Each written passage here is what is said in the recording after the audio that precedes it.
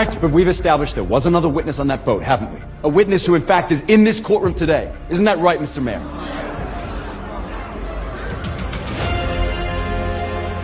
You and I both know who Daredevil is. He's the man who knows exactly what happened on the Northern Star. He knows exactly what happened in my apartment, and he knows exactly who the real criminal in this courtroom is. Isn't that right?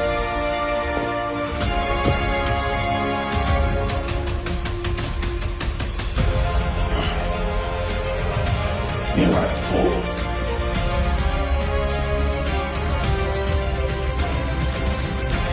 No, I'm not. I am Daredevil. What? Objection. Objection. Are you honestly going to tell this court that Daredevil is a blind man?